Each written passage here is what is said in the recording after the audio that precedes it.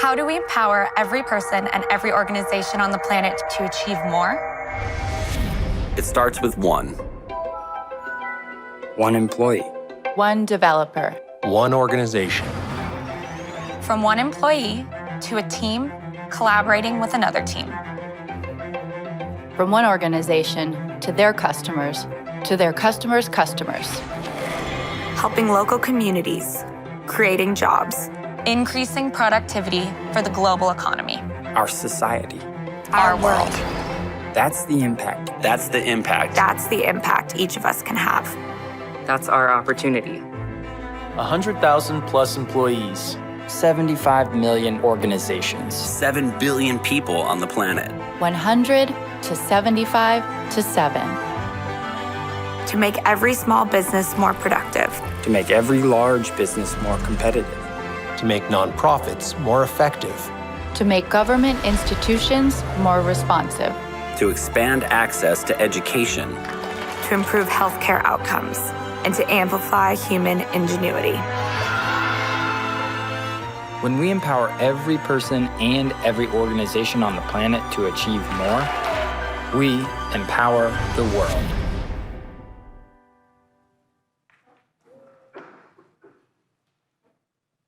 Good morning.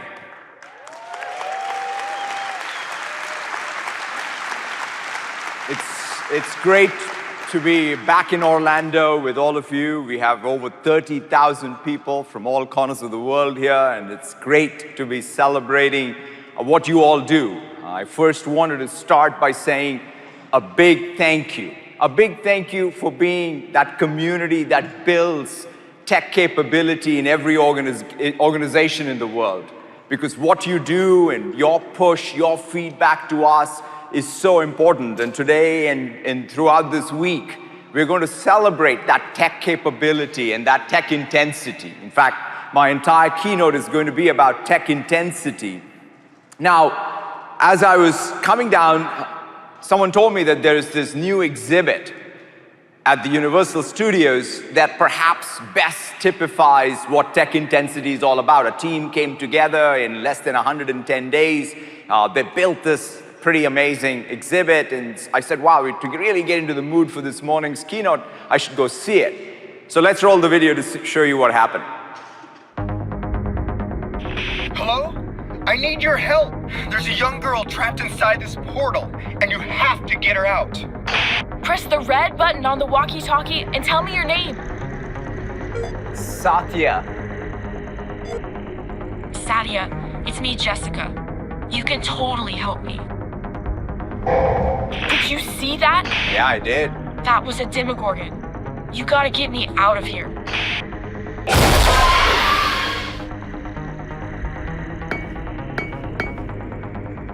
Quick, get its attention. Woo! Now's your chance to use your superpowers. Hold up both hands and kill it.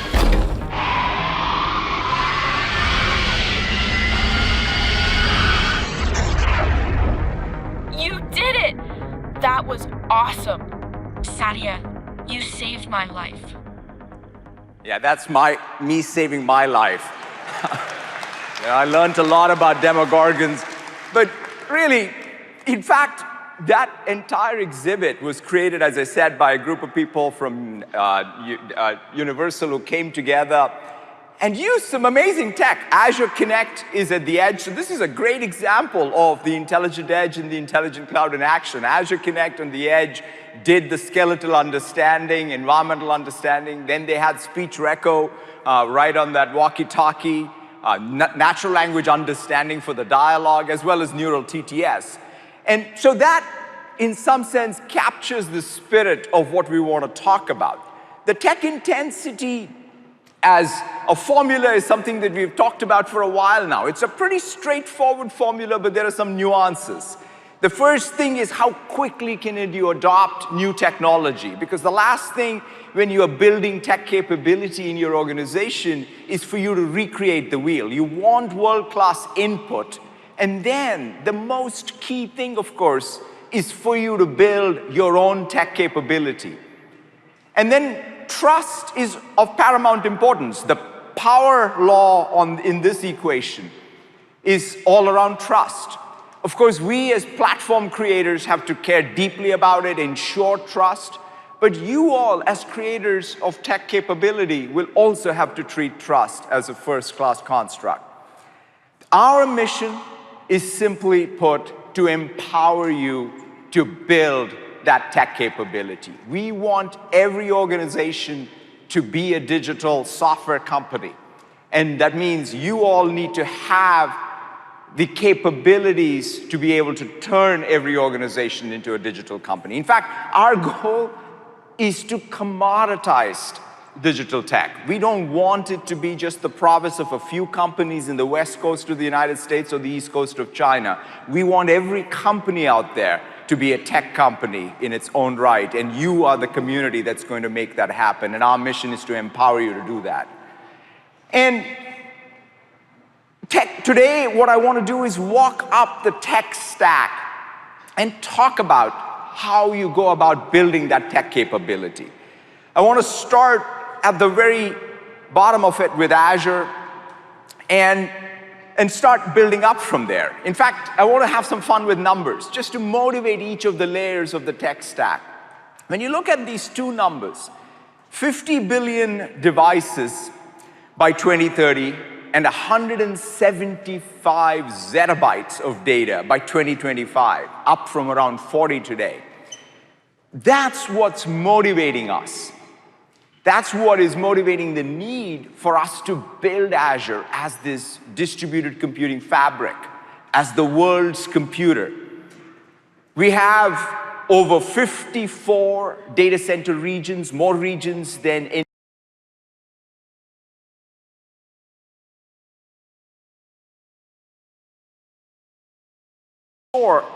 that it has the right certifications. It's supporting all of the digital sovereignty rights all over the world. It's also open, both Windows and Linux, Java and .NET, Kubernetes, Redshift, VMware, Oracle, SQL Server, Postgres. So every layer of the stack, there is openness.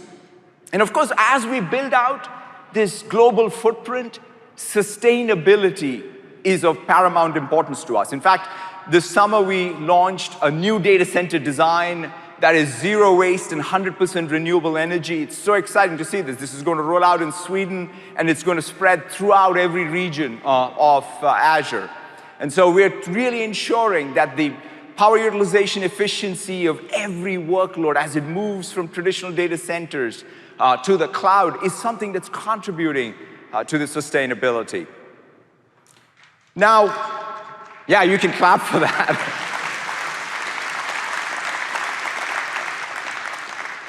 Now, when we talk about the cloud, it doesn't end in the cloud. In fact, the cloud and the edge form that distributed computing fabric. That's been at the core of our vision, our design point for how we built Azure. And we wanted to make sure that there is consistency in the management control plane. There's consistency in the development environments, as well as the infrastructure across the cloud and edge. It's so critical. When you're building distributed applications, you need that consistency. And of course, that has been our competitive advantage.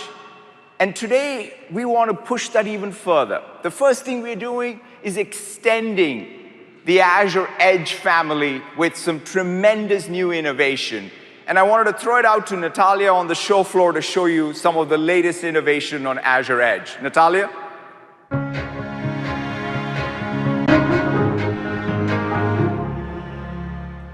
Thanks, Satya. I'm on the show floor where you can see the full spectrum of Azure's Intelligent Edge portfolio. Edge computing requires processing data closest to its source. The Azure Stack portfolio of products can meet all of your edge computing needs. Azure Stack Hub provides a full hybrid cloud on premises. It's an integrated system that includes an Azure consistent cloud control plane. It delivers Azure services such as serverless computing with Azure Functions and Azure Kubernetes Engine to simplify Kubernetes deployment and management. Azure Stack Hub can run in connected or fully disconnected scenarios, literally air-gapped from the public network. Azure Stack HCI lets you deploy high-performance VMs in your own software-defined data center and connect to Azure for cloud services, such as Azure Backup, Azure Monitor, or Azure Security Center. There are over 150 hyper-converged solutions offered from 20 hardware providers. Azure Stack Edge systems are Azure-managed appliances that bring compute, storage, and intelligence to any edge. First is the Azure Stack Edge Commercial Series. We are continuing to add new services and functionality to Azure Stack Edge. For instance, we're adding the GPU option, as seen in this system, for ML preprocessing and inferencing. We're also enabling private cellular networks as a service by adding the tech preview of multi-access edge MEC on Azure Stack Edge. We've expanded the Azure Stack lineup with the new Rugged series. It offers the same capabilities as the Commercial series, but ruggedized and even portable for use in harsh or disconnected environments. This Rugged series systems is small enough to fit into a backpack. It's portable and weighs less than 10 pounds, including the battery, allowing you to run Azure services for things like disaster relief, search and rescue, or even mining. And all the Azure Stack Edge offerings are available directly as an Azure service from Microsoft, ordered and managed from the Azure portal. No initial CapEx required, no minimum commit. As you can see, we have hardware solutions from compute to storage, all the way to AI and mixed reality devices. Come see our full spectrum on the show floor. Back to you, Satya. Thank you so much, Natalia. It's great to see the innovation on the Azure Edge. And in fact, we see tremendous customer momentum already. If you look at Gojo Industries, the creators of Purell, they're already using Azure IoT to build, in fact, sanitization solutions for hospitals. They're in fact going to use Azure Sphere going forward for even better detection and control loop. We have Johnson Controls building out a complete new badge solution for smart buildings that uses facial recognition and some of the cognitive capabilities in Azure IoT with a container on the edge. As well as Hong Kong Stock Exchange, which is obviously running regulated workloads all on Azure Stack at the edge. So these are just great examples today. And with what Natalia showed, we expect this momentum to continue to really meet the world's needs out there for distributed computing. Now, today, one of the most exciting announcements for us is this next big step forward in hybrid computing. I'm really thrilled to announce Azure Arc. Azure Arc really marks the beginning of this new era of hybrid computing, where there is a control plane built for multi-cloud, multi-edge. And not only that, but we for the first time support managed data services to be anywhere your compute is. So again, managed data services that are multi-cloud, multi-edge. We also have 2 open source projects that allow you to build these cloud-native distributed applications. Both a new programming model that simplifies enterprise application development and a deployment model. And to show you all this, I wanted to throw it out to Aaron on the show floor. Take it away, Aaron.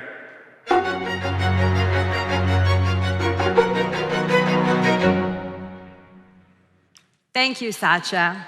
I'm excited to show you how we've fundamentally redefined hybrid, so you can bring Azure innovation to your data center virtually anywhere. Imagine I'm responsible for IT operations at Woodgrove Bag. Here's my IT dashboard. Now I'm responsible for managing a heterogeneous environment with increasing system sprawl and data silos. And it's my responsibility to deliver the agility the business demands while ensuring the compliance and security of the entire estate.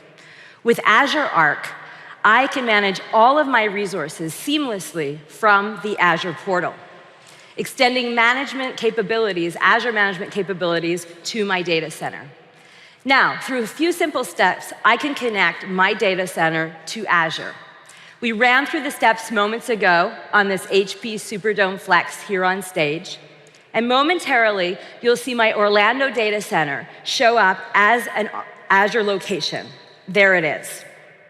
Now, with Azure Arc, I can extend Azure Data Services to my data center. My bank is rolling out a new risk management application. Let's see how Azure Arc fundamentally changes the game. So, within the Azure Marketplace, you can see preview container instances of the Azure SQL DB and Azure Database for PostgreSQL. My risk management application runs on Azure SQL DB, so I'm going to select that. I'm going to choose to deploy it to that Orlando data center I just created, and click Create. Now, what we're deploying is the same evergreen version of SQL available only in Azure. Typically, deploying a DB into a VM on premises is a lengthy process that can take hours. But as you can see, in a matter of seconds, I was able to install Azure SQL DB to my data center. Even better, I now have access to all of Azure's unique security capabilities. So I can enable advanced data security, and that risk management database can take advantage of Azure capabilities like advanced threat detection and vulnerability assessment. And I can enable this by default with a policy. This is a first for on-premises customers. Let's see what else Azure Arc can do for me. My Chicago data location, another Azure Arc location, is running a number of Azure Arc-enabled data services.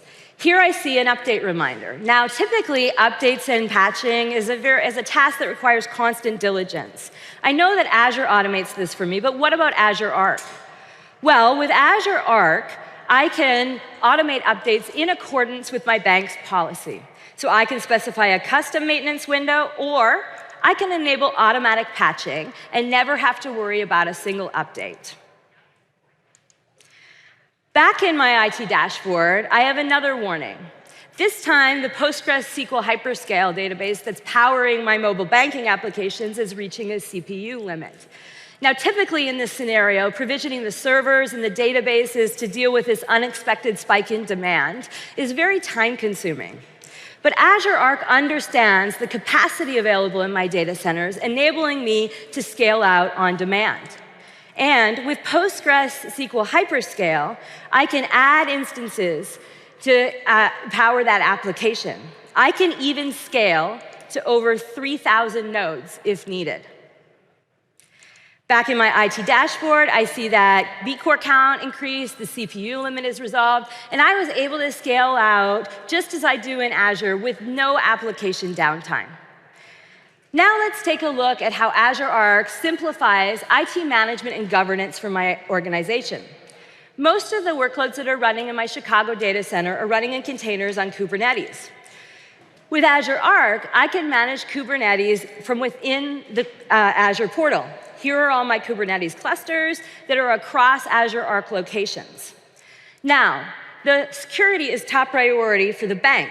And with Azure Arc, I can create a single policy that will encrypt the disks that are running on the databases on the clusters across on-premises and Azure. So I don't have to worry about the application, the database, where it's running, who's running it. I can rest easy knowing that my data is secure, all with a single policy. This is another first for on-premises customers. Now, as a global bank, I need to serve my customers 24/7 worldwide with minimal downtime. With Geo Replication in Azure Arc, I can easily replicate from one on-premises location, Chicago, to another, or to an Azure data center, or even to AWS. This is a first, again, this time for the industry.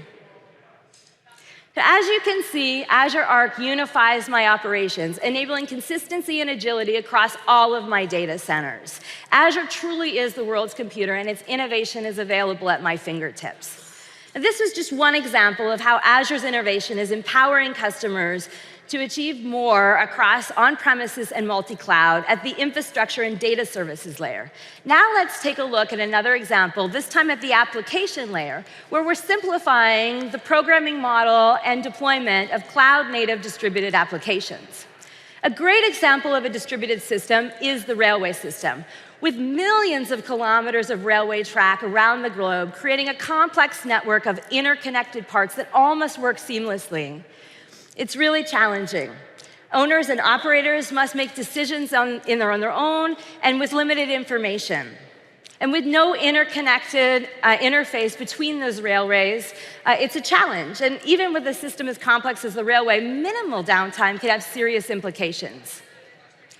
Willow Rail believed there was a better way. They teamed up with Structon, a maintenance operator, to create a digital twin solution in Azure, creating a comprehensive and real-time view of their network. The Willow Rail distributed application has powerful insights which will enable decision makers to predict faults, optimize utilization, and increase efficiency. Now, we recently released 2 new open source projects to help our partners like Willow and Structon. Dapper provides a simplified cloud-native programming model for distributed applications, and Rudder simplifies the deployment and management of distributed applications irrespective of where they reside. We look forward to seeing what you do with these innovations. Back to you, Satya. Thank you so much, Erin. It's fantastic to see the innovation in art.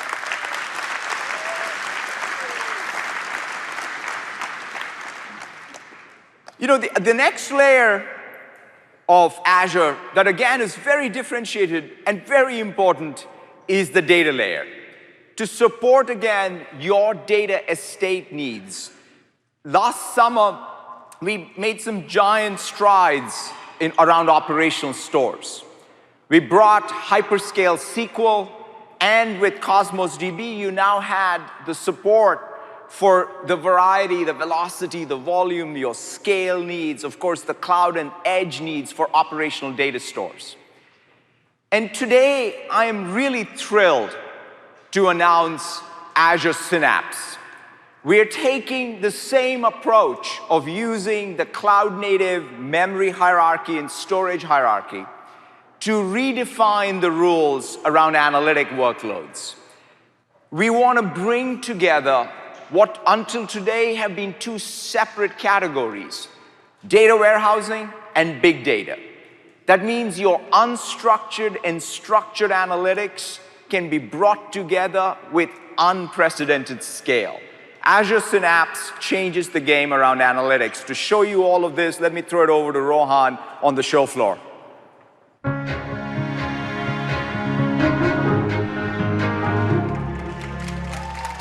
Well, thank you, Satya, and good morning, everyone. For the purpose of this demo, please imagine that I'm a product manager at a gaming company. We've recently launched a new mobile game, and I'd like to analyze our telemetry to significantly enhance user engagement. No matter what the public cloud platform, building end-to-end analytic solutions is really hard, and project timelines are measured in several months. Welcome, Azure Synapse Analytics. Synapse is the next generation of the Azure SQL Data Warehouse, which blends together big data analytics, data warehousing, and data integration into a single unified service that provides end-to-end analytics at cloud scale. As you see on the screen, Synapse makes building these complex end-to-end pipelines into a simple, intuitive, visual, no-code experience. With Synapse, project timelines will be measured in hours and not months. In addition to empowering users to gain quick access and insights across all of their data, Synapse enables a whole new level of performance and scale that is simply unmatched in the industry. Let's take a look. What you see on the screen is our analytics application that's powered by Azure Synapse. Now, to essentially analyze end-user engagement, I need access to a variety of data, including the current engagement times, in-game click streams, application metrics, and telemetry data from our device partners. In short, petabytes of data. With the Open Data Initiative, accessing additional high-value data from systems like Adobe is really simple. Now, to start, I'd like to find out the longest playing duration of players per feature, where the total playing time is less than 20% of the average playing time, filtered by user demographics and add-on feature names. Now, this may sound like a simple query, but it's actually quite complex because we're accessing and joining data across multiple, very large, disparate data sources. In fact, a key part of Synapse is the ability to query both relational and non-relational data at petabyte scale, blazingly fast, using an ANSI SQL language. Let me issue the query against Synapse. Now, what's happening behind the scenes is the intelligent distributed query optimizer of Synapse is executing this query across hundreds of nodes in a fault-tolerant manner. Wow, it just took 9 seconds to execute this complex query against a petabyte-scale data set. Now, in the interest of some friendly comparison, let me run the same query against Google's BigQuery. Now, what I'm doing here is running the exact same query against the exact same data set running in Google's BigQuery. Now, as you can see, it's taking a little longer. Now, in the interest of time, we ran this query earlier. Any guesses on how long it took Google's BigQuery to complete the same query? 2 minutes? 5 minutes? 8 minutes, maybe? Let's take a look. It took a whopping 11 minutes. So for this complicated query, Synapse is 75 times faster than Google's BigQuery. Now, TPCH is a very comprehensive benchmark for analytics. The current state of art for TPCH is 30 terabytes. I'm really excited to announce that with Synapse, we've successfully run all the 22 TPCH queries in record time at 1 petabyte.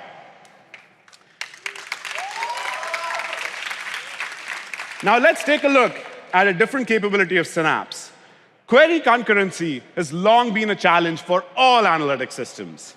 Now, to showcase how Synapse empowers users with limitless scale, I have a dashboard here that compares it with the other offerings in the market. Now, what's backing this dashboard is a system that allows me to issue concurrent user access using industry-standard benchmark queries. Let's start with 50 concurrent users. As you can see, even with this fewer user set, Synapse, based on the query response times, is 3 times faster than Amazon's Redshift and 5 times faster than Google's BigQuery. How about raising the stakes a little bit? Let's go to 150 concurrent users. As you see on the screen, while Synapse continues to do great, we've hit the limits with both Amazon's Redshift and Google's BigQuery. Redshift starts queuing requests at around 100, resulting in significantly increased query response time and a vastly degraded end-user experience. BigQuery users actually have a worse experience. By default, BigQuery starts failing requests beyond 100, so if you happen to be the 101st user, you're out of luck. How about raising the stakes to true enterprise scale? Do you think Synapse can handle 10,000 concurrent queries? Let's try it out.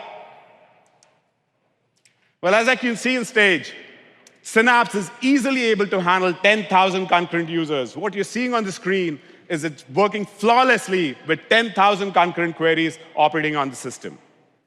Now, let's take a look at a couple of additional capabilities of Synapse. As you see on the screen, we've deeply integrated Synapse with Power BI, making them the best combination in the industry. For example, you can build Power BI reports and enterprise-grade semantic models right from within the Synapse's workspace. With this level of deep integration between Power BI and Synapse, business users can gain insights that they need to make their data-driven decisions in a timely manner. Synapse also deeply integrates with Azure Data Share, enabling secure sharing of data and insights both within an organization and across organization with your partners with just a few simple clicks. Now, some of you may be wondering, what's the magic behind Synapse? Well, to achieve this limitless performance, scale, and true simplicity, we've completely re-architected the analytics stack on Azure from the ground up. Specifically, we've merged data lakes and data warehouses into a single system that essentially enables querying across both relational and non-relational data. We support true online elasticity through a cloud-native design that separates out our compute and storage layers so that they can be scaled out independently. We have intelligent multi-level caching, which leverages the memory hierarchy and SSDs in an efficient way to give you the best price performance for workloads of any size and scale. Our query scheduling is workload-aware, and we support multi-master clusters over shared data sets, giving us infinite concurrency and scale. Finally, Synapse supports both a serverless query service and a cluster-based form factor for both Apache Spark and ANSI SQL, enabling all the analytic workloads that you can imagine. Well, a modern analytics platform, all this stuff is cool, but what about predicting the future? Isn't a modern analytics platform supposed to do that? Well, with Synapse's deep integration with Azure Machine Learning, you can scale out, build, and operationalize complex and very powerful machine learning models right from within the Synapse's workspace. Let me show you how. I'd like to predict the propensity or the likelihood of our user base actually buying in-game add-ons filtered by age demographic. Synapse enables me to do this by actually modeling a simple query that also includes native scale-out machine learning-based scoring on the Synapse nodes. Let's see how the query works. As you saw, the response times was near instantaneous, and I got my predictive analytics within Synapse. Synapse makes AI and ML really simple for our data professionals. Azure is the only public cloud that empowers users with limitless performance, scale, and insights. Analytics in Azure is simply unmatched. We can't wait to see how our customers use Synapse to digitally transform themselves. Back to you, Satya. Thank you so much, Ron.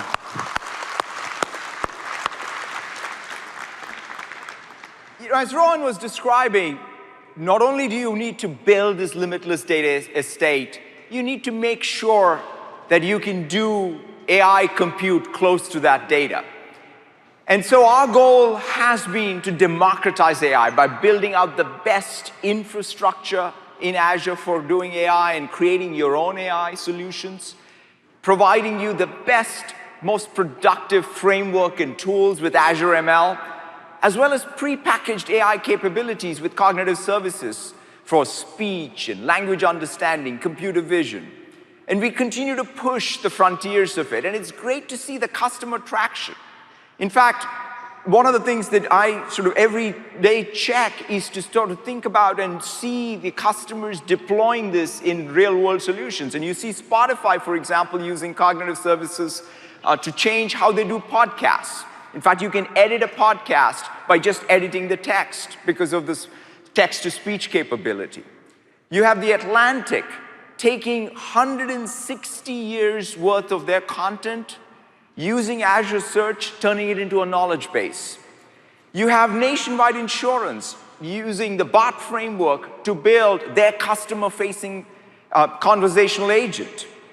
ASOS, a fashion retailer and a fashion brand, is using the decision system and Azure ML to build their recommendation engine that's improving their yield. So great use cases, and this is one of the most exciting areas of what's happening with application development on Azure. I want to talk about 3 areas where we're pushing the boundaries of where computing is going. I want to start with autonomous systems. You know, when we think about autonomous systems, the first place we go to is autonomous cars. But in fact, wherever there is a control loop today, you can think about AI-driven autonomy. In fact, that's our goal with autonomous systems. Across industries, to build out, whether it's industrial applications, whether it's energy, whether it's robotics, how do we create that autonomy? And it's a couple of key elements. First is to really push the boundaries of reinforcement learning so that you can build an AI engine that's capable of driving autonomy. But one of the things that's important for us is to take engineers who today build these control systems and turn them into AI engineers by really helping them teach machines. So we have a new paradigm called machine teaching, where the engineers are teaching this AI engine by putting constraints, even giving it safety bounds, so that you can now have autonomous systems that are driven by engineers' domain knowledge.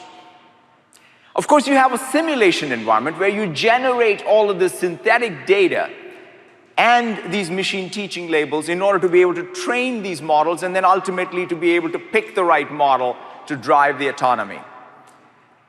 Recently, DARPA had a challenge, a subterranean challenge, and Carnegie Mellon University along with Oregon State were the ones who won this championship using the Azure autonomous systems. And it was pretty fascinating. There was a mine in Pennsylvania where you had to have this autonomous system go find objects. In fact, they won because they found 2 times the number of objects compared to their competition.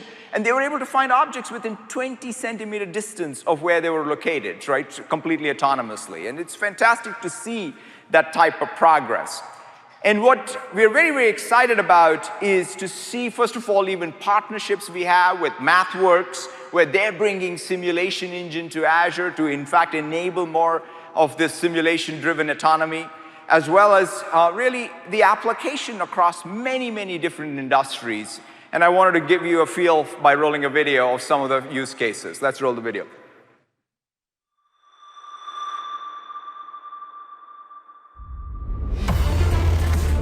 Delta is a 100-year-old company, but we still bring magic to every customer through innovation.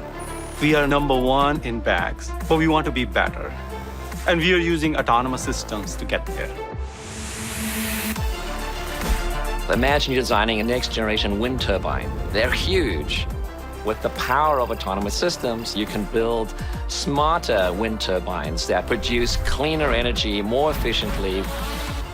These drones are making aviation more efficient by inspecting airport runways faster, cheaper, and better.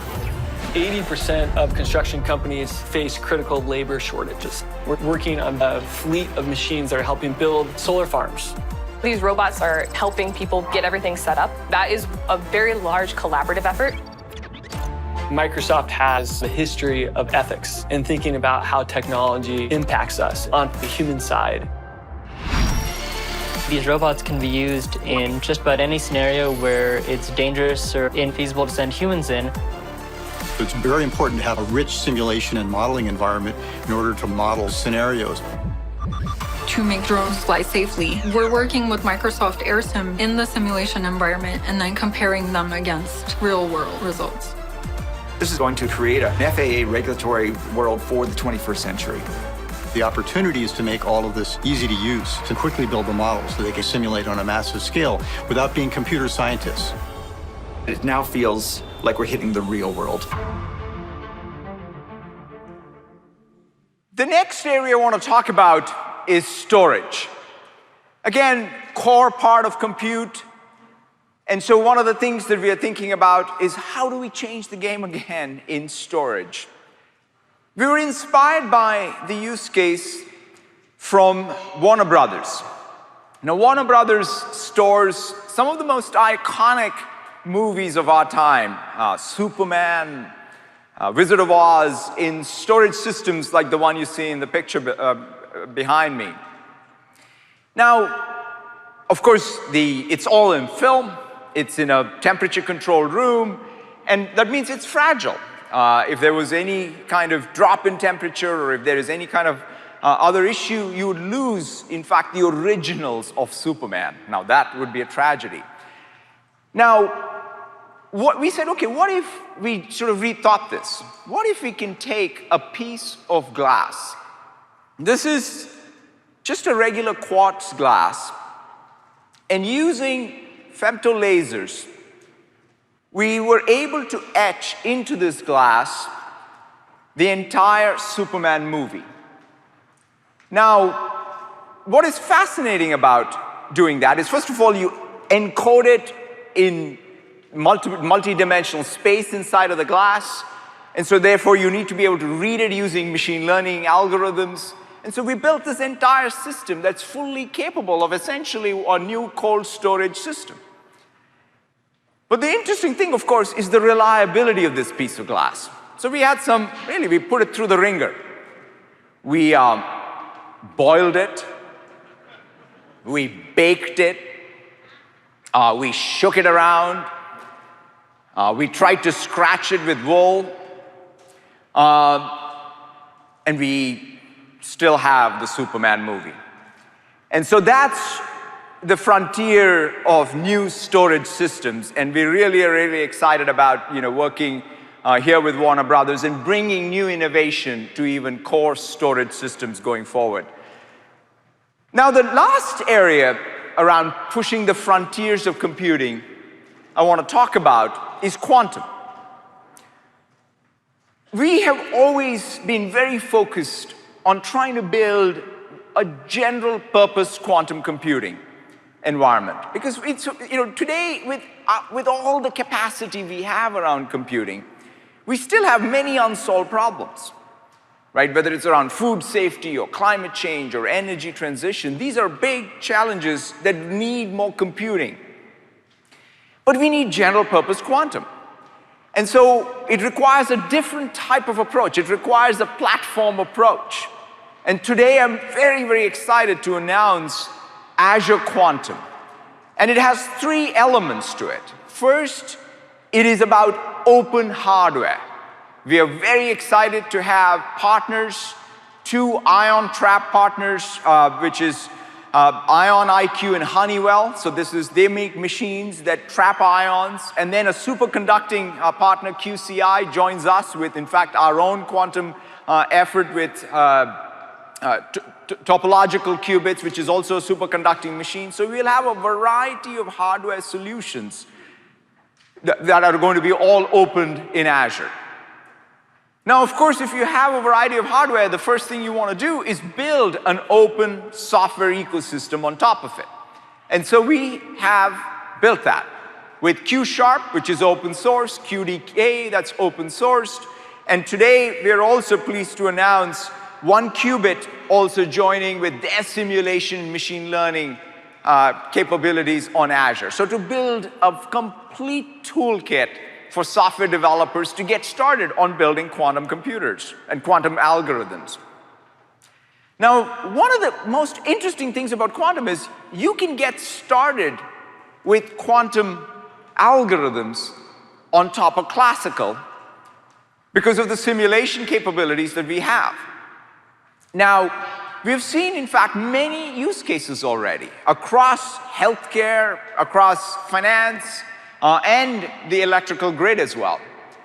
But one example that stands out is what Case Western Reserve University, along with Cleveland Clinic, have been doing.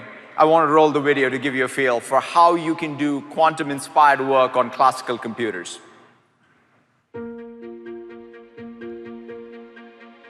If you think about MRI today, the problem is that it takes a while to scan. The other problem is that the MRI scans that we do today have limited sensitivity. So we can see some diseases, but there are other diseases that we can't.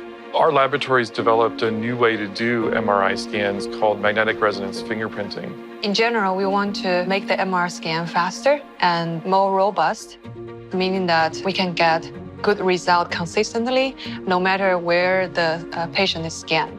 Azure Quantum has really inspired us to look at the future. In every fingerprinting scan, there's actually thousands of decisions that we have to make in order to set up the right scan. It's surprising, but the scale of that optimization problem is beyond what we can solve with conventional computing. Conventional optimization algorithms, typically they have some assumptions. For example, they assume that scanner system is perfect or patient in the perfect position. But in reality, there are lots of confounding factors that may change the signal. If the algorithm does not consider all this, then the result may not be optimal.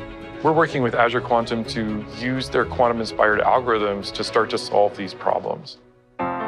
We provide the question and the target, and they're using their algorithm to help us to find the optimal results.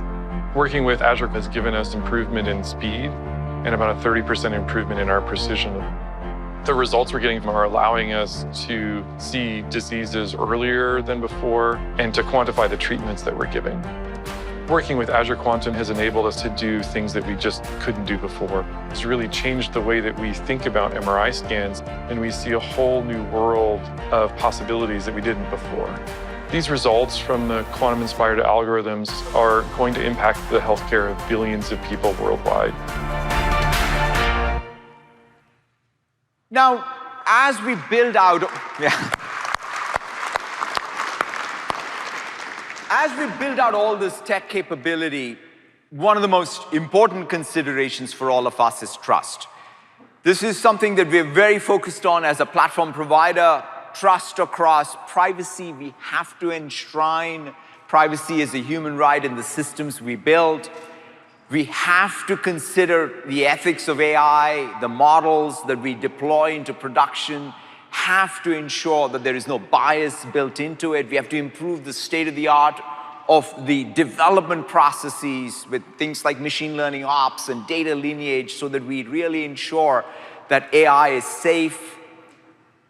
But what I want to talk about today is cyber and security. And simply because this number, just last year, the total amount of cost of cyber attacks was $1 trillion. And the sad part of this is the people who are most impacted by this is small and medium businesses all over the world and consumers. And so therefore it is our collective responsibility to do our best work to ensure that the most vulnerable of these populations are protected. And that's why we have focused on this end-to-end security architecture. From identity to devices, to cloud applications, to information and data, to infrastructure. How do we have one integrated architecture? And open it up, in fact, for all third parties using the security graph to participate as well, because we need the ecosystem support, but have that consistency in architecture. Now, especially with the management control planes now, one of the most exciting announcements of Ignite is going to be the Microsoft Endpoint Manager that brings together the comprehensive management control plane for all endpoints. And Azure Arc, you now can really deploy the security policies. Not only can you find the vulnerability, but you can deploy the remediation to all endpoints, all infrastructure, all data. That's what we mean by the end-to-end architecture. And a couple of use cases. There was an attack on 10 smaller pharma companies. And it was a phishing attack, it was a social engineering attack. First of all, in most cases, 95% of the time, the ATP capabilities in Office 365 were able to catch it. And even if it went to the endpoint, Microsoft Defender was able to catch it. So that ability to have defense in depth is so important, and that end-to-end architecture support is so important. Rapid Deploy is a company that builds mission-critical software to handle emergency calls, 911 calls. And so each municipality deploys their software. And unfortunately, some of these deployments have been attacked, especially one recently in North Carolina was attacked by ransomware. And now, though, Rapid Deploy is using Azure Sentinel, is continuously monitoring all of their deployments and ensuring the security of their entire estate. And this is great, again, to see how this end-to-end architecture and the ability to proactively mitigate on cyber attacks is being used.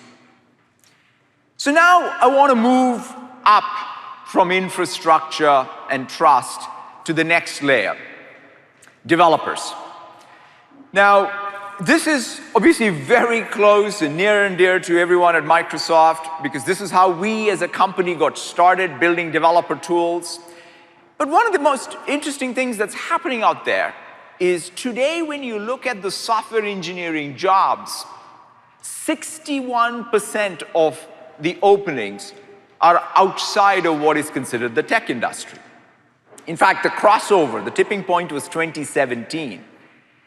And therefore, our mission that we got started in 1975 is even more important. That is to build the best tool chain, the most complete tool chain for developers. With Visual Studio Code, we have the best IDEs out there. We're doing language innovation like TypeScript. We have Azure DevOps to help you with all of your build and deployment needs. And of course, GitHub is the home for 40+ million open source developers in collaboration in communities.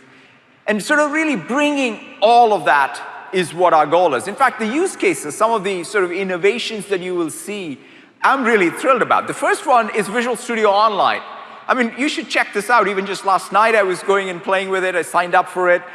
It's a game changer for anyone who struggles on weekends to create your own dev environments. This is a godsend because you now can go to Visual Studio Online. You can get your entire environment provisioned for you with all its dependencies right there just on a browser on any machine.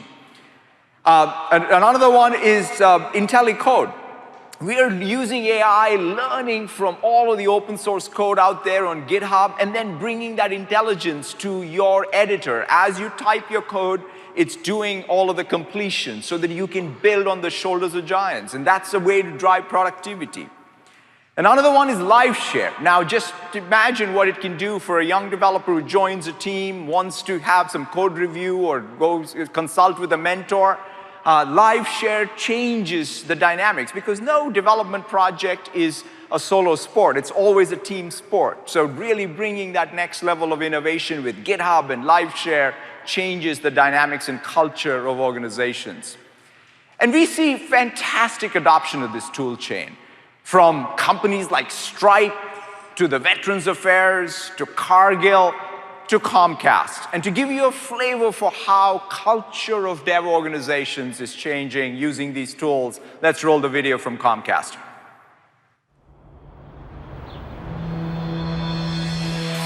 Comcast is the world's leader in media and technology. When you need to attract developers into a company which is traditionally not known as a development company, you first have to start with empowering your own developers with the best tools. GitHub is that tool for us. GitHub is where we store our code. It's the platform that we use to do reviews of our code and to also manage the versions. The tools I think that GitHub provides allows me not to think about the tools from project management, issue management, just pull request reviews. Everything makes my job a lot easier. It allows us to collaborate not only within our own teams, but also allow others outside of Comcast to contribute to our projects. One of our developers developed a tool called Trickster, developed it for himself using GitHub Enterprise, but then realized that the world could probably benefit from using this project. When I contribute back to the community, I feel like I'm giving back to somebody who's sacrificed time to build a project that they know will benefit other people. Using GitHub every day between myself and my colleagues definitely allows us to be more creative just because of the breadth of projects that are available on GitHub.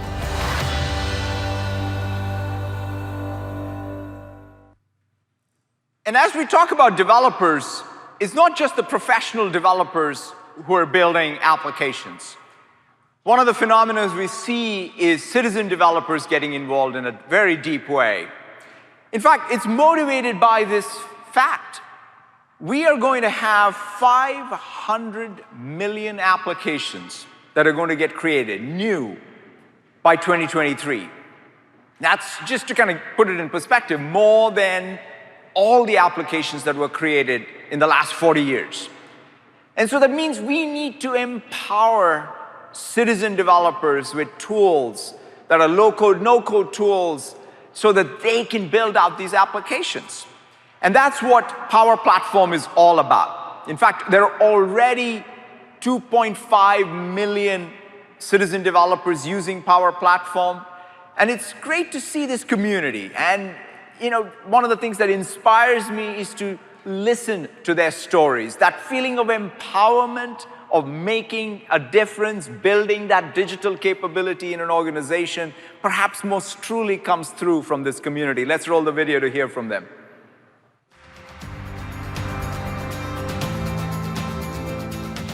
The Microsoft Power Platform has been a huge part of our success. The tools and the products have really empowered our mission and our team to succeed.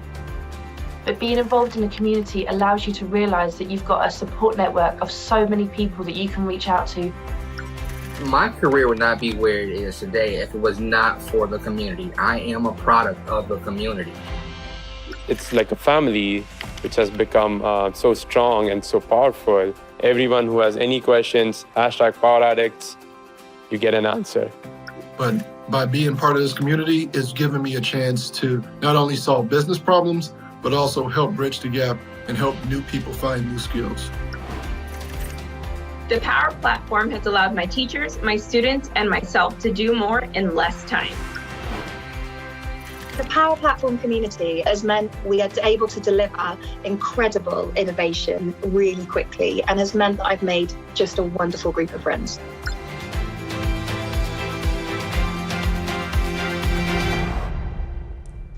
No, it's really awesome to hear those voices, because I think that what this community is doing is perhaps going to build the most digital capability and help democratize digital technology all over the world. And today, I'm really thrilled to take the next big step forward in terms of the tools that will be at the disposal of all the people who use Power Platform. Today, I'm really pleased to announce 2 new members of the Power family, Power Automate and Power Virtual Agents. Power Automate brings full robotic process automation to the Power Platform, along with a lot of other capabilities. And Power Virtual Agents brings language understanding using the bot framework, now full language understanding and conversational capabilities to the Power Platform so that you can build these virtual agents. To show you both of these, let me throw it out to the show floor to Charles to show you Power Automate as well as virtual agents.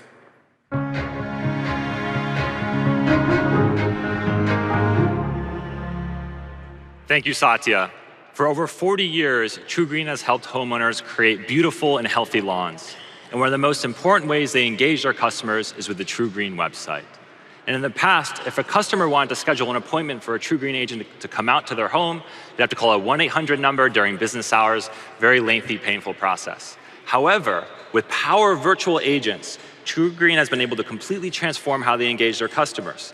Their customers can now just walk up and report the actual issue that they're facing, and this will go use Power Virtual Agents on the back end to identify common issues that can be causing that problem, and it even integrates with the TruGreen knowledge base, so it can pull back all the relevant information for that particular problem.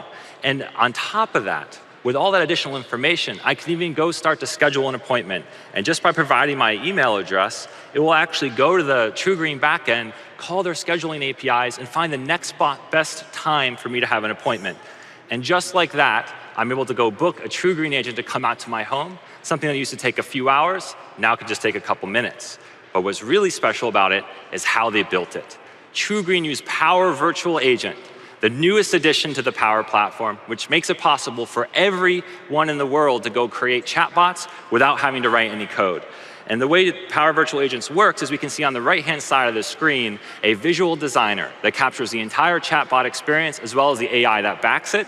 And on the left-hand side, something called tracing, which makes it easy for you to actually watch how your customer interacts with that chatbot. So if I go run through the same set of steps as I was doing before, we can see that on the right-hand side of the screen, the Power Virtual Agent chatbot will automatically start showing all the different steps as they run through.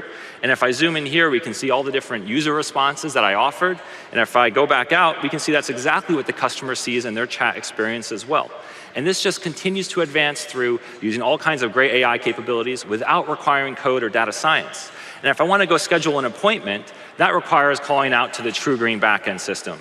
And to do that, I use Power Automate. Power Automate has over 275 different connectors, which make it possible to connect to all your different business applications right out of the box. So when I provide my email address, that actually is going to that backend system and looking up the next best time for me to have an appointment and to send a TruGreen agent out.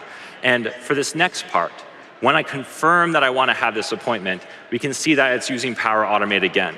However, the system I want to interact with is a contact management system, which is legacy and Win32 app, which doesn't have any APIs. The only way I can talk to it is through the UI. And that's where the brand new UI flows capability of Power Automate comes into play. It makes it possible for me to just record a series of steps on my desktop, which will then run in the background as part of my standard Power Automate workflows. And just to show how easy that is, I can launch the TruGreen contact management application. I can go take an input from the virtual agent for the email for the user, paste that in there. I can then go click search after I do that, and that will actually make it so that I can go search that particular record in that contact management system. So I switch over to, say, the Activities tab, and then what I want to do is I want to capture all of the outputs from that chat experience, because that information will be useful for the TrueGreen agent when they go out to the home. And that makes it possible so the customer has a complete end-to-end experience with TrueGreen, all integrated and highly automated. And when I click Done, I can switch back to Power Automate, and we can see inside that same web-based Power Automate visual designer, all the steps I just recorded are visible. And if I expand each of these individual steps, we can see the search box, the text command, all of that information is captured in a completely automated way that allows me to very easily record this information in that contact management system. Now, I'm switching back to Power Virtual Agent. And once I confirm this appointment, it's actually going to go trigger that UI flow that I just built. And what this is going to do is it's going to capture all that information that I just was entering inside the chatbot and open up that Win32 application and simulate all the same keyboard inputs and mouse clicks that I just did. And this uses 3 different types of rules and AI to make sure that it's selecting exactly the right control in that UI automation, making it incredibly robust and durable. And this is a great example. This is a great example of how when you use the Power Platform, you can do 2 really amazing things. The first is without writing any code. Everyone can be a developer and completely transform how your business operates. And the second is that you can do all of it without replacing your back office software or systems. Between data connectors and UI flows, we can connect to anything in your business and make it easy and actually affordable to go completely transform your company in a very short period of time. And to show another great example of this in action, we're going to roll a great video from the American Red Cross. The American Red Cross's mission is to help prevent and alleviate human suffering. And to do that, they rely very heavily on volunteers all across the country. We respond to everything from a single-family house fire to tornadoes, tsunamis, you name it, we'll respond to it. We couldn't do our mission without the volunteers. Nationwide, we have about 372,000, and they are the backbone of our workforce. My role is a logistics lead, and I'm also an IT champion. I do almost 100% of my work from my home. I'm working with people that are all across the country. I have different challenges in disaster response and in my daily job. It's distance and the number of people. So we've really started to use Microsoft Teams. That has been a tool for us to be able to not only have video conference calls and share screens and share information, but also just organize the work in general. With Teams, you can connect with the people and actually get to the point where you're developing a network with them. Last year, we lost 15,000 homes in the Camp Fire. 60 days into that disaster, we still had a persistent shelter population. We decided to use Microsoft Power BI and using some of these Power Apps, pull all the information in together. And that really enabled all of the agencies to work together. And within a little under 30 days, we were able to close the shelter and make sure that everybody had a place to stay. Anybody in the Red Cross can create a Power App. We're using Power Automate to help increase the automation. We just set up a flow for it. So that's helping us save time. It's streamlining the process. Now with Power Apps, we feel that the data is trustworthy and we can make better and quicker decisions. And using some of these Power Apps, dashboards, and other systems have enabled them to really see what's going on, to see the bigger picture, to see how they fit in. Technology has really helped us in trying to fulfill the mission of the American Red Cross. All of those have been great tools that reduce the time that we're spending collaborating and coordinating so that we can really focus in on those that are impacted by the disaster. My job is to help people. I have the greatest job in the world.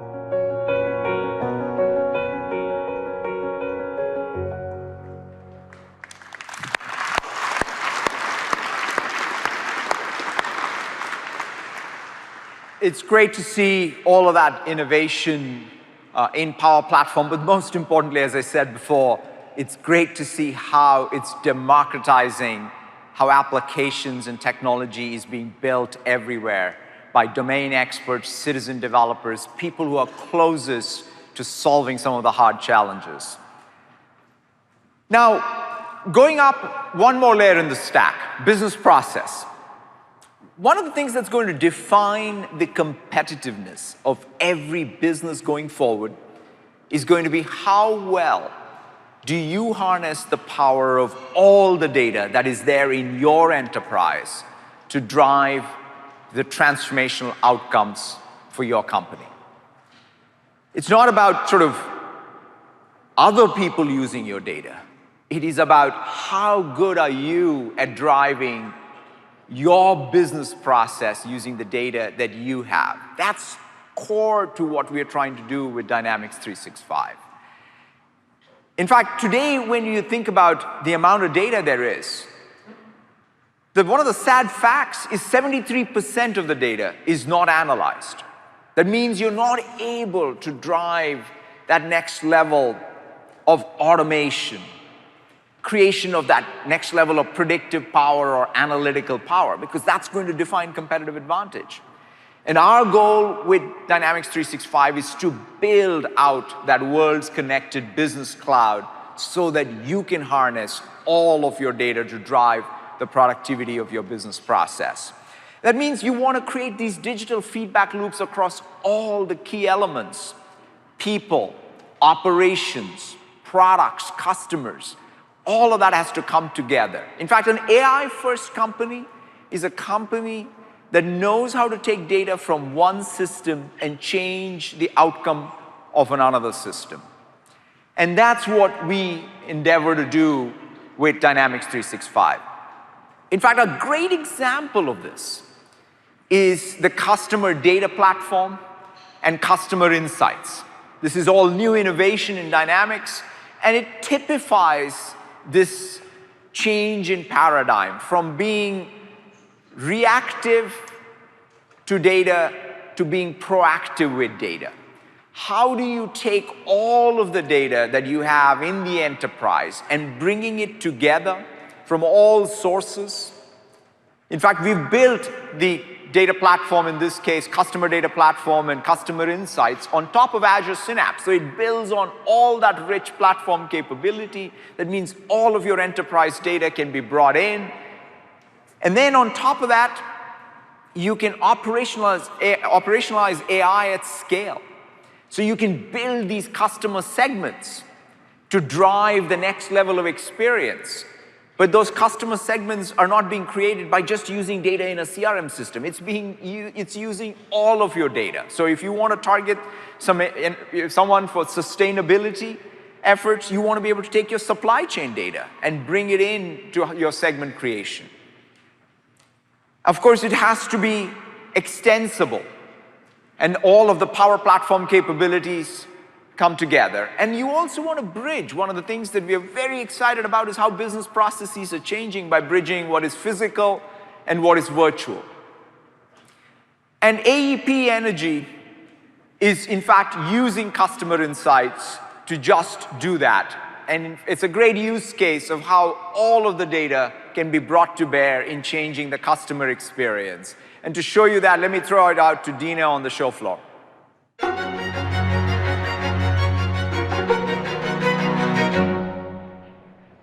Thank you, Satya. AEP Energy, a retail electricity and a natural gas supplier to more than 400,000 residential and business customers, is transforming their business model from buying and selling electrons, which has become commoditized, to consulting with customers to help them make the best energy decisions that are efficient and sustainable. The challenge is that they don't have a holistic view of their customers because data is residing in disparate sources. The foundation to deliver an exceptional customer experience lies in the ability to have a unified view of your customers. AEP is using Dynamics 365 Customer Insights to create a 360-degree view of their customers and reimagine how they're servicing them by infusing the insights into their business processes. Let's go take a look. Today, energy managers are unable to provide real-time recommendations to their customers. With Customer Insights, the new customer data platform solution from Microsoft, we've enabled AEP to create that master profile that comes together with customer and real-time product usage data, and to discover high-value segments based on solar propensity. They were able to create that consolidated profile without the need for complex integrations using our pre-built connectors. They brought together Dynamics 365, utility usage from regional transmission organizations, and weather data. This aggregated data set lands in Azure, meaning you have full control of your data while being backed by security and compliance from Microsoft Cloud Services. And with this data sitting in Azure, you can run powerful analytics with Synapse. With the AI and machine learning capabilities of customer insights, AEP can now precisely identify customer segments to target with energy recommendations, like this one here, high energy consumers. This data and insights can be translated in real time to influence how AEP employees better sell and service their customers. For instance, AEP can proactively dispatch an energy manager to go on site.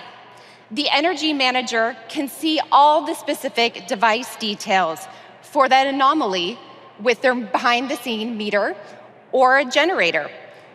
And looking here, they can see that this customer is in the high energy use category, and an alert indicates that they could benefit from alternative energy options. When looking at this customer detail further, I see all that rich information from customer insights, the full contact information, a timeline of activities, but the thing that I see most here at the top is the spike in energy use on hot days that exceeds the network capacity. The intelligent recommendations are telling me that the customer could benefit from solar as a way to reduce their energy consumption by 35%, and fixed energy as a way to limit the expected rising cost. Now, seeing is believing, and I want to make sure that the customer has confidence in their purchase decision. With Dynamics 365, Product Visualize, and the power of mixed reality, I can help the customer explore solar panels right here in person. Now, solar panels can be extremely complex and technical, but seeing them taken apart makes it far easier to understand. Instead of videos and brochures, Product Visualize allows the energy manager to help the customer to better understand the product, creating a more confident purchasing experience at the real-world scale of using mixed reality.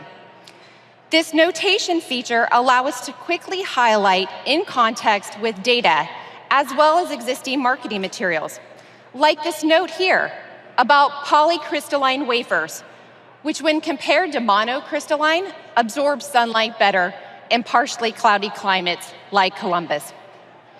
Now, all of this information is linked in the common data service, so that allows us to use predictive data modeling to get an accurate estimate of the customer's cost savings over the next 5 to 10 years.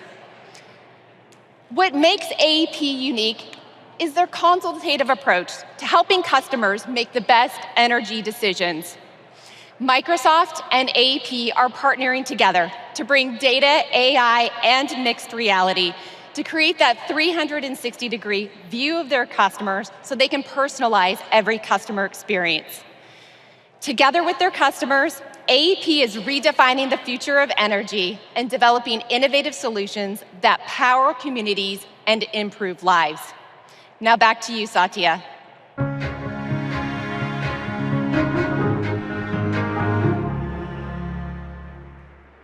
Thank you, Dina. I'm here at our Modern Work portal to talk about the next layer of our stack with Microsoft 365 and empowering the knowledge workers and the first-line workers. In fact, the two stats that motivate all of our work here is 25 and 40%. It takes 25 minutes to get back on task when you're multitasking, and you lose something like 40% of your productivity. And so with all this abundance of computing around us, what is scarce is human attention. And that's why we are building the world's productivity cloud with Microsoft 365 to help you focus on things that matter the most to you. And the way we're doing this is by starting by putting people at the center of it all. That means we've got to really think about how they express themselves, how they communicate, how they collaborate, how they create knowledge inside of the organization. That's what drives all the innovation across Microsoft 365. But it starts with device innovation. Devices are the most personal things in our lives, and we want to make sure that we are bringing the best-in-class innovation, starting from the silicon to new form factors. We just recently had the Surface launch, where we really pushed the envelope of creation of new categories and new types of devices. And right behind me is the wall of all the devices from Surface and all of the innovation in our OEM partners and ecosystem. It's great to see this come to life. Now, ultimately, we want to drive new experiences that take advantage of these new devices.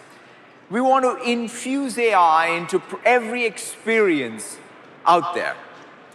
We're infusing AI into PowerPoint. Presentations are more persuasive. Data is more actionable in Excel.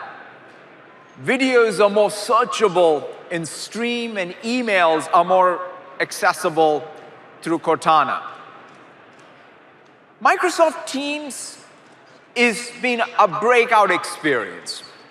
It brings together for the very first time in one user experience scaffolding, chat, meetings, collaboration, as well as business process. And 350 organizations with over 10,000 users are using Teams already. So it's really amazing to see the momentum around Teams. And today at Ignite, we're taking that even a step further. Some of the features that you all have been waiting for, private channels are now generally available, multi-window chats to pop out chats and meetings into separate windows, new integrations into Yammer and Outlook. It's fantastic to see all of this come together. Now, the next step forward for us in M365 or Microsoft 365 is knowledge. If you look at it, you're using your devices, you're using these applications, you're creating perhaps the most valuable data about your people, their relationship to other people, the expertise, the artifacts of work. All this today is raw data. We want to convert that into knowledge that accrues on a continuous basis. This is, again, putting your data to work for you. And so I'm really thrilled to announce Project Cortex. And Project Cortex takes what is data today inside of your organization and converts it into knowledge. You now have AI-driven topics. So essentially, you have AI creating topic wikis inside the enterprise. You have the ability now, in the context of any document or any mail. For example, if you get an email with an acronym, you can look up what that acronym means because AI, again, has gone to work to convert that data into knowledge. But more interestingly, you can find the experts who know something about that acronym, and you can really integrate and interact with them. You can also interrogate a document. You can have a conversation with a document. Say you're looking at a contract, you can ask the contract, when is the first payment due? That's, again, converting data into knowledge. To show you all of this and a lot more, let me throw it out to Melissa and Sonia to show you all the innovation across Microsoft 365.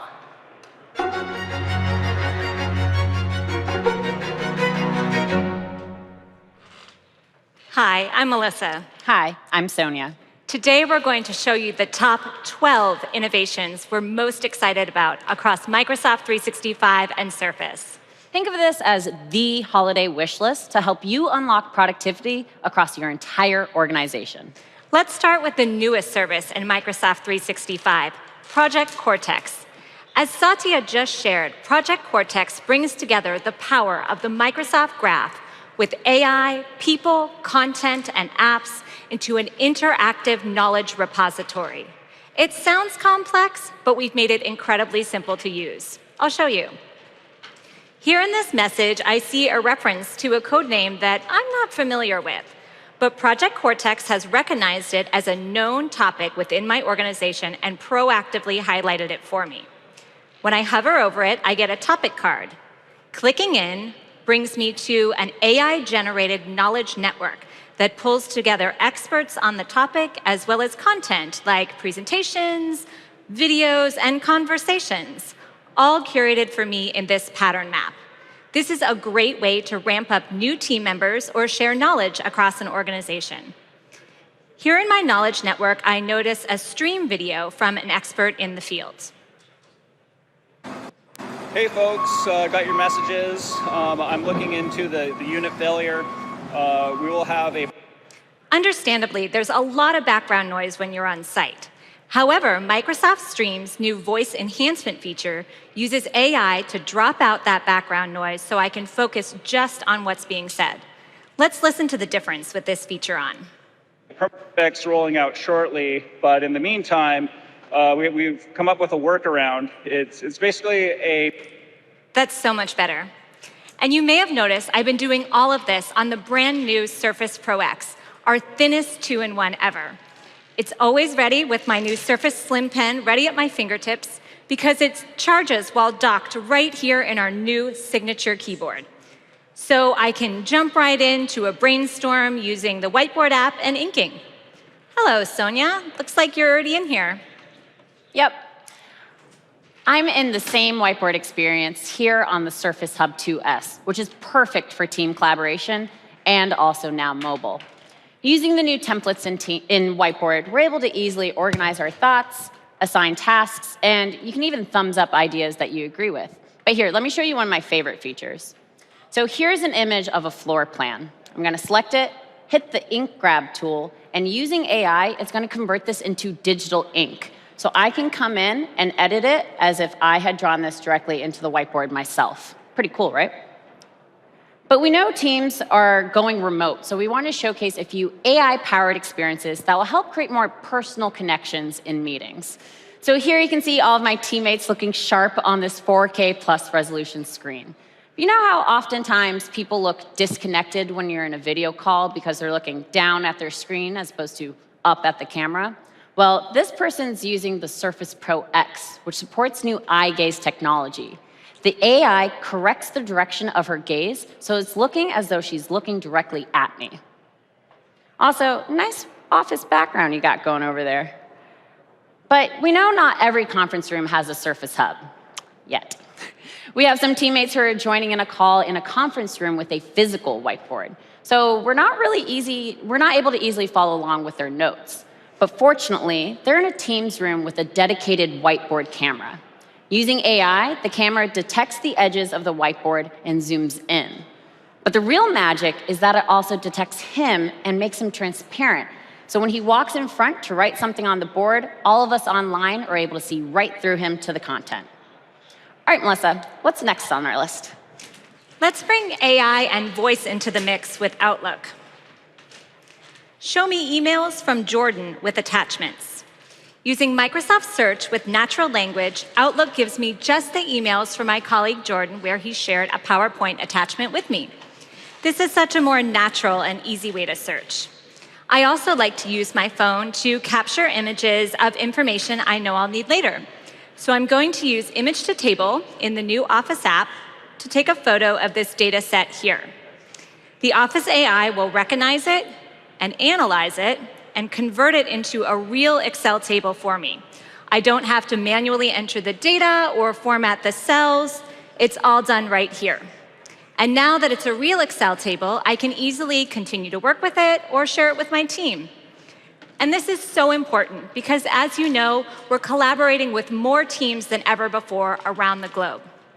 At Build, we announced a new collaboration platform called Fluid Framework.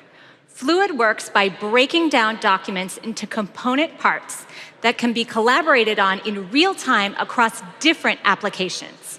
Fluid previews in just 4 weeks, so I'm super excited to show it to you in action today. Here we are in a Teams chat where you can see different folks from the group collaborating on a document together. Jump on in, Sonia. Sure. So I'm here in Outlook. I was sent the same table in the body of an email. I'm able to see your edits coming in from Teams, and you should be able to see mine coming in from Outlook. I can also use this data to create a pie chart, and it'll all be connected on the back end, just like how it is here on this PowerPoint slide on my brand new Surface Laptop 3. I love Fluid because I can continue to collaborate even while on the go. Here we see the same table on my mobile phone. Now notice there's some missing data here. I'm going to add that in. Now look at the PowerPoint and watch as it is instantly updated. Fluid is truly breaking down the barriers between applications. I know you're going to love it. Whew, all right, that was a whirlwind tour of 12 AI and hardware experiences. But we have 2 more to show you for next year's wish list. A few weeks ago, we announced our vision for a new category of dual-screen devices. Surface Neo with 2 9-inch screens running Windows 10X, and Surface Duo with 2 5.6-inch screens running Android, both available holiday 2020. We're so excited for you to start using these amazing innovations from Microsoft 365 and Surface. Now let's head over to Dr. Balshi from the St. Luke's University Health Network.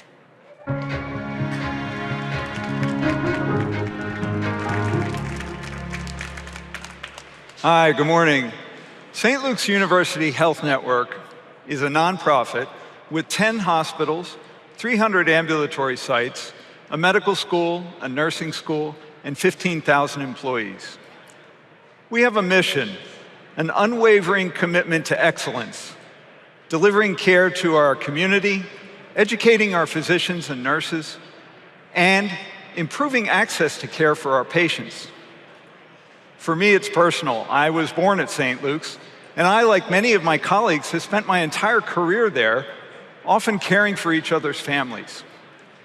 Working with Microsoft, our physicians, our nurses, and our technologists have started to manage the overwhelming tsunami of healthcare information that inundates us every day.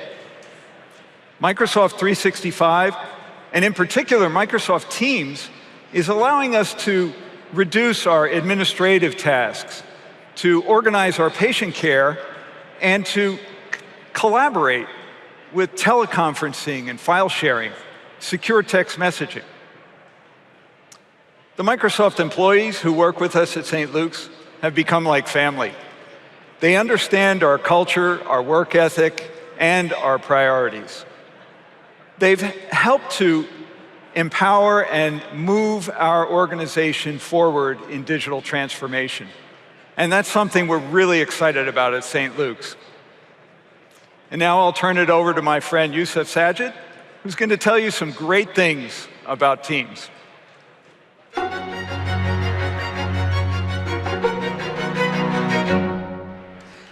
Thanks, Dr. Balshi. Today I'm going to show 3 scenarios on how St. Luke's uses Teams and Microsoft 365. Care teams need to be in constant and at times urgent communication with each other.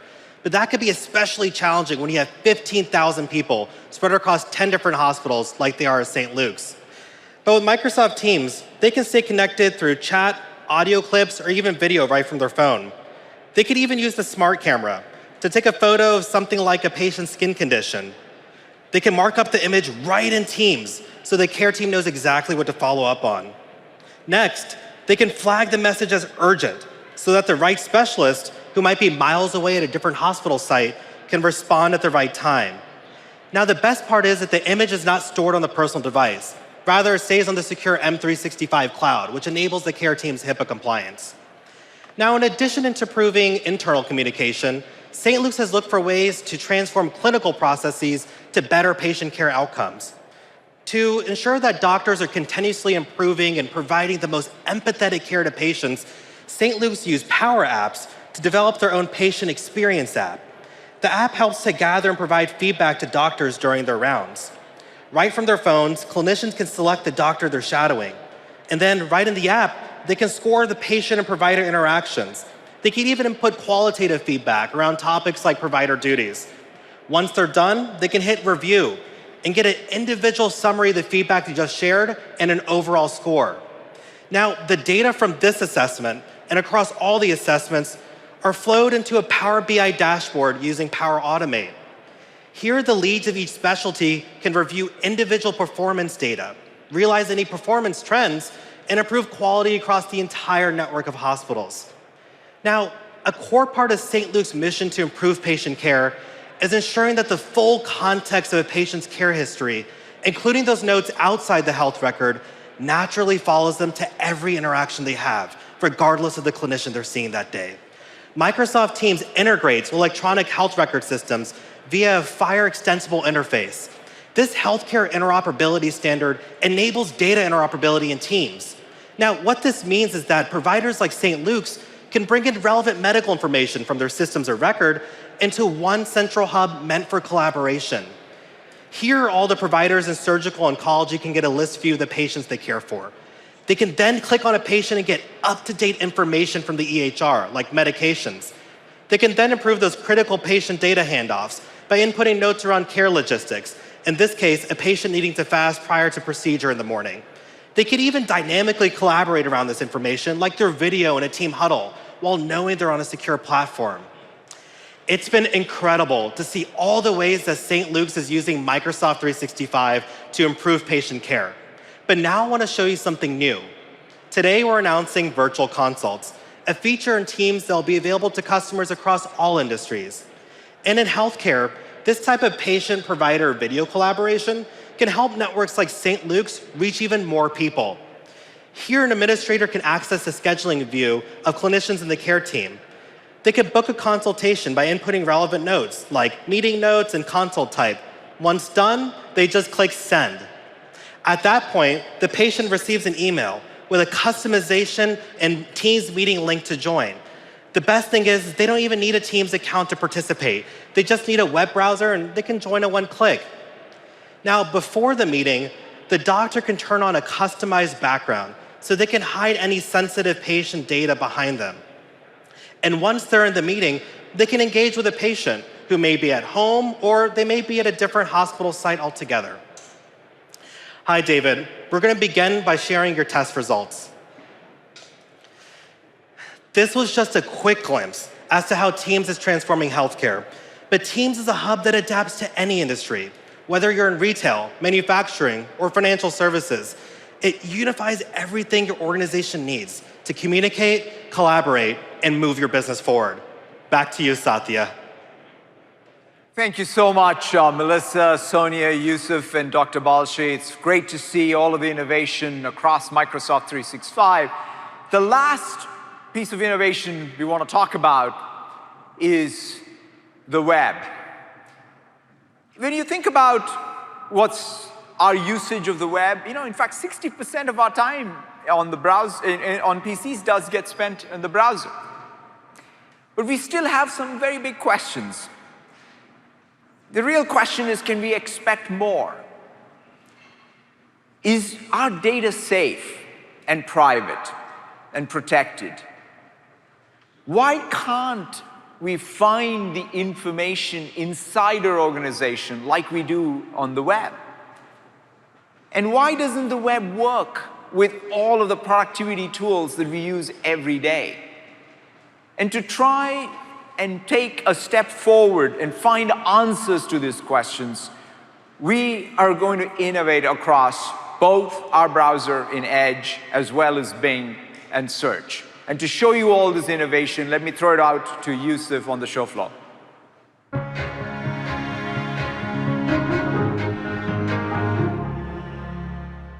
Thank you, Satya. Here at Microsoft, we think the time is right to expect more from the web. And we hear this from everyone, IT professionals, developers, everyday people. So today, we're going to unlock a whole new wave of innovation to empower you on the web. I want to start by focusing today on people in business.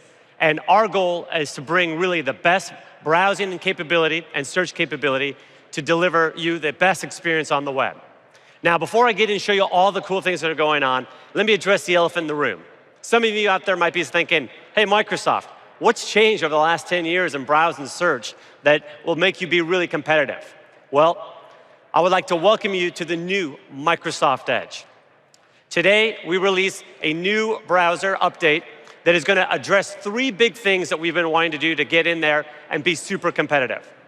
First is we now release separate from the operating system, so we ship at internet scale. Every 4 to 6 weeks, we're doing innovation. Second is we're gonna run now on all platforms that you have in your company: iOS, Android, Mac, Win 7.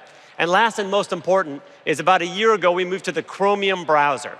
What that allowed us to do is deliver for you world-class performance and compatibility. These are the two key things. Let's start with performance. Here on the left side of the screen, you'll see the old Edge, and on the right, you see the new Microsoft Edge. We are over twice as fast. We now rival Chrome in terms of performance for rendering web pages. Second, on compatibility, as you would imagine, we are now perfect match compat on websites. So now you can rest assured you've got world-class tools. Now with those things, we can now start to do some things that go beyond and innovate on the behalf and push the boundaries. I'll start first on one on performance, one on compat. Let's start on performance.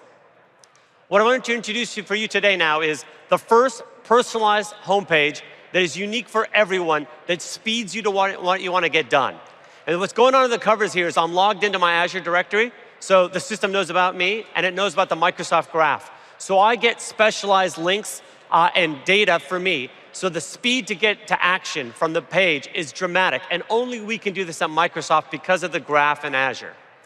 Second thing we do is we're going to push the boundary forward on compatibility. If you can believe that, you can even be more than 100% compat, because today 75% of Fortune 500 run more than one browser. They run Internet Explorer and a modern browser like Chrome or Edge.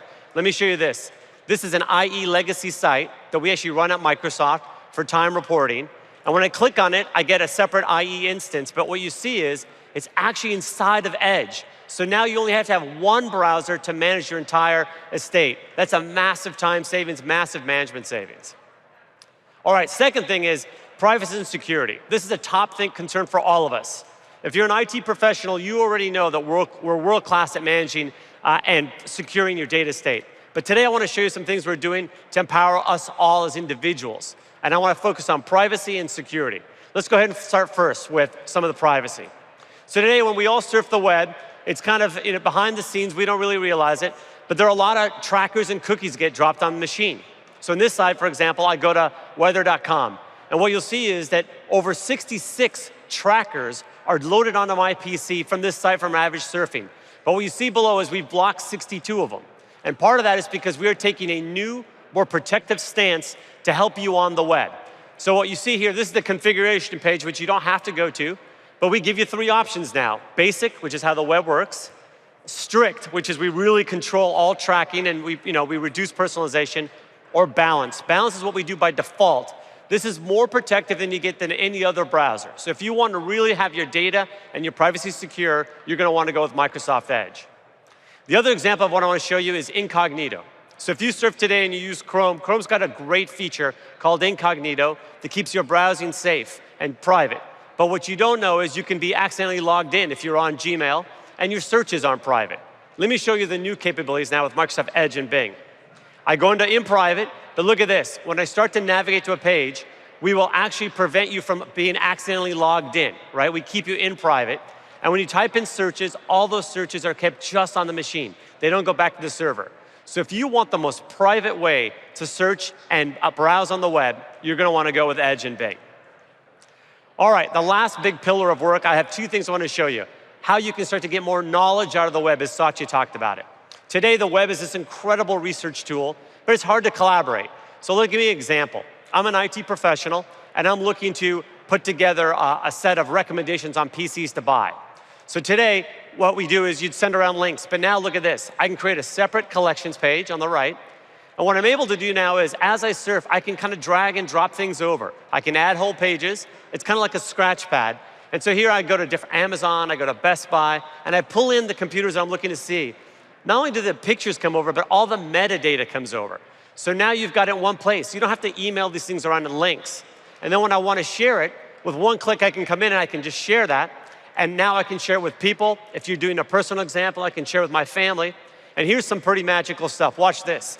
I can say export to Excel, and in the back end, automatically, we gather all the data from those web pages and drop it into Excel. Yeah. How cool is that? And look at that, this is all live data. You've got reviews, you've got ratings, you've got prices. These are powerful tools to harness knowledge out of the web. All right, last but not least, I'm going to save the best for last here. We want to really now do a big thing forward that we can only, I think, uniquely do at Microsoft. We want to unite the internet with the intranet, the ease of use of how you surf the web with the power of your own data, right? So let's take an example. Today on the web is magical. You can find, hundreds of millions of documents in sub-second time. But how many of you had that problem where you can't find the document you want inside of your company? Everyone here traveled. You want the travel site so that you can do your booking. Does anyone know the SharePoint travel site? I don't. But watch this now. Within my own browser, within my own search engine in Bing, I can start to type in T. I get web results, but look at this. I also get the links inside my company. And with one click, I get taken right to the Microsoft, in this case, my travel site. And there's the SharePoint URL. Take a look at that green URL. I'd have never remembered it. Today, we go one step further, though. So 76% of the information in companies is in unstructured data. But we now can read that data just like you can read on the web. So if you've ever used Bing to say, hey, how tall is the Empire State Building, or what's the weather today, and we answer at the top, what if you could do that within Bing today? Watch this. Let's say I want to find out how many days can I take off for jury duty. I can just type that in, and as I type that in, up will come not just the website, but the actual answer. 10 days at Microsoft, and you can see it, so we can read the web semantically and pull it out. Here's another one. I got 2 dogs I love. I wanted to know, can I bring my dogs to work? I can just type in, can I bring my dog to work? And we will go in and find this thing, which is very obscure inside the company.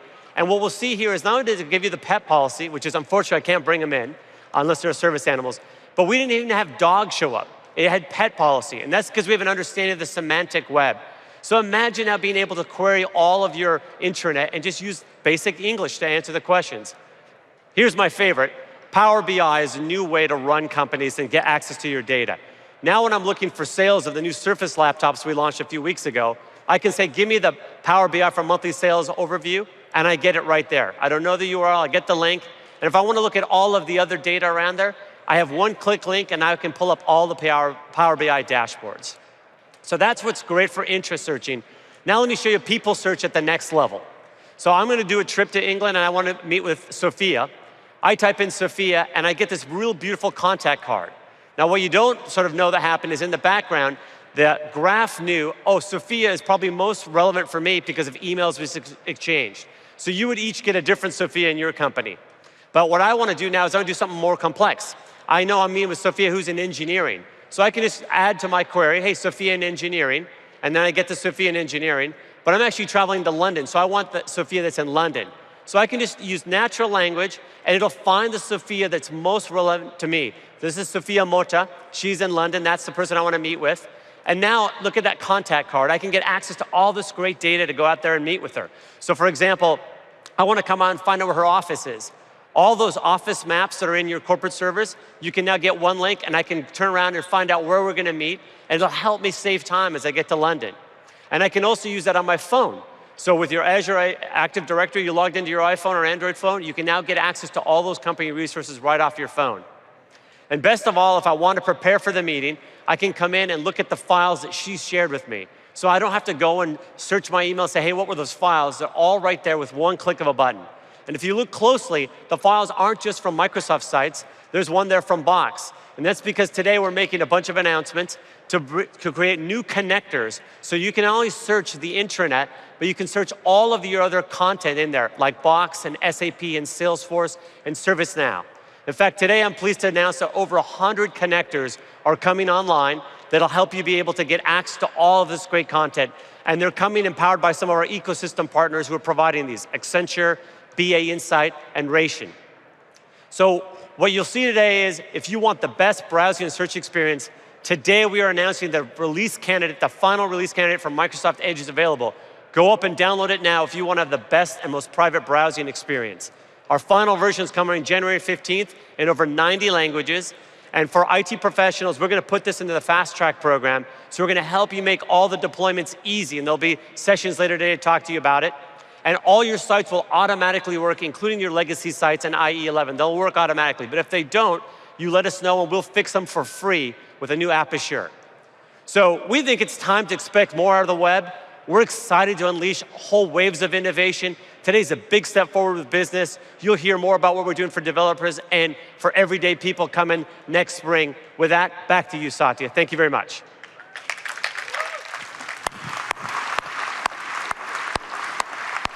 Thank you so much, Yusuf. We're very, very excited about all the innovation across Edge and Bing.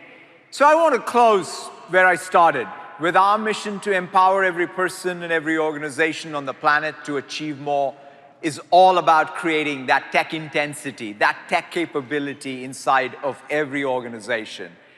And we started the day with Stranger Things, which typified, in some sense, tech intensity. I want to end by talking about another fun experience, Minecraft Earth.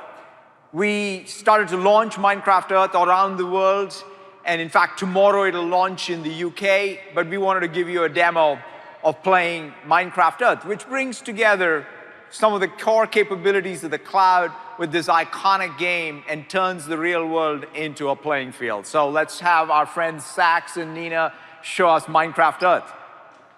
Thank you, Satya. We're excited to be here today to talk about Minecraft Earth, a brand new Minecraft in augmented reality. We've been wanting to bring Minecraft to the real world for some time now, but the problem is, how can we give players the same experience no matter where they are or what they do? And doing that at Earth scale is a pretty hard problem. This is where Azure Spatial Anchors comes in. So if you want to find your way to the park, GPS can get you there. But if you want to find the mushroom under the tree at the park, you're going to need something a lot more precise than what GPS can do for you. Today on stage, we're going to show you all of this in action. So for the past couple of months, we've been populating the planet with Minecraft adventures. Adventures are life-size holograms. They're a little bit of Minecraft sprinkled all over every neighborhood. And it's where you go to get blocks. It's where you go to quest, fight mobs, and grab the best loot. Why don't we take a look at the game? So Minecraft Earth starts on the map. So everything you see on the map, this is right around here in the convention center. Every little 3D icon is an experience we can have. I can click this little grass icon and get quick resources, jump a rabbit, carrots. It's useful. Or if I want a fully immersive experience, we can go into one of the adventures. While Sax joins this adventure, well, I've already gotten started. I started here, and there's a spatial anchor that I've joined. Sax can join the exact same one so that we can play the game together in the exact same spot. Can I play? You'll get to play in just a second. Okay. So here we see an anchor that we made a couple of days ago. And here on stage, wherever I go, I get directed back to where the shared experience is going to be right there. So why don't we place it and invite Satya in here? All right. I've set up a game for you as well. It has all the things on the hotbar that you need. Thank you. And if you join me right over here. Okay. You guys look great. Let me put in a rabbit. If you guys get your carrots ready. Oh, man, I want the rabbit. Uh-oh. Satya, it's coming for you. Is it? Oh, you have some carrots It is in your about hand. your size. There you go. Those are the carrots. I'm going to put some carrots in mine and see if I can get the rabbit to like me more, but apparently not. Maybe I think you've got more carrots than me. Satya, if you take your pickaxe and then break a hole in the ground, this is one of our puzzle-based adventures, and there should be a lot of stuff hidden down there. So if you just hit the I better not hit the rabbit. Okay. That didn't end well. God. Promise that wasn't on purpose. So if we look down here, we see a minecart with a chicken, minecart track that looks broken. Maybe if you guys mine the track up here on the surface, we can repair the track and send the chicken home. All right. Okay. Grab this track that's up here. And again, because we're in a shared experience, everybody's exactly where they're supposed to be, and we can play a multiplayer game, but just real scale. Are you guys repairing it, or do you need help? I think we can repair it ourselves. Satya looks like he's started already. Uh-oh. We need to break this one so we can get it flat again. There we go. Okay. All right, perfect. I'll add this one here. There you go. Looks all fixed. Thank you for helping. All right, send the chicken home. All right, so I'm going to go ahead and push this button so the chicken can go home. I'm going to jump into this. Oh. All right. All right, this sounds like a skeleton. Uh-oh. Get your bows out. Oh, bows, not the All right, I axe. might need some Okay. help. I'm really bad at getting Trying to the shoot you. skeleton. Maybe if you move over here, Satya, we can see you.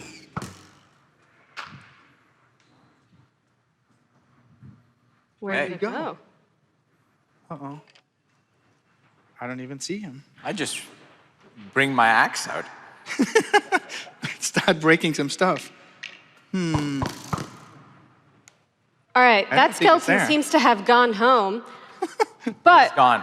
we see here that we were at least able to solve this adventure and send the chicken home. That's They're probably fantastic. hanging out together. That's fantastic. Right. Oh, this is fun. We can play all day. Well, unfortunately, we don't have all day for this. I think you've got some other things on That's your right. calendar. So what's next?